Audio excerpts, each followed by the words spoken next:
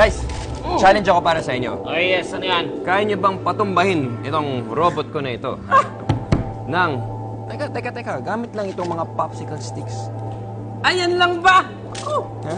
sisiw na sisiw lang yan eh ha? Matibay yan, ha? Malakas yata to sa akin. Sige nga. Super throw. Chris, ang dali ng pinapagawa mo. Ano ba? Dali ba? Oh, hindi mo matamaan. Sige, tatama ko lang. Di mo nga matamaan eh. Oh!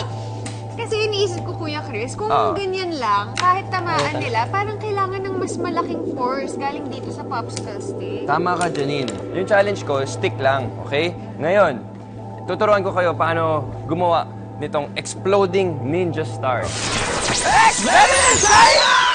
Ang mga kailangan lang natin, popsicle sticks, di ba? 3 sticks muna. Pupatungan natin sila ng parang ganyan. And then, 4th stick, ilagay natin parang ganyan. Okay, para nakita mo, medyo nabubuo na yung star. Okay? Pero, itong green, ilagay natin sa ibabaw ng yellow para mag-lock siya. Isa na lang ang kailangan. Yung pahiga dito. Pero para mag-lock siya, kailangan natin siya ilagay sa ilalim. So, isushoot ko siya dito sa ilalim ng dalawa. And then, ilalagay ko sa ibabaw nitong dalawang to. Over. And over. Yan, para mag-lock siya. Huh? Yun lang, Kuya Chris. Paano mag-explode yan? Paano mag-explode? Try natin. 1, 2, 3! Ang exploding ninja stars ay sumasabog dahil sa kinetic energy o energy of motion.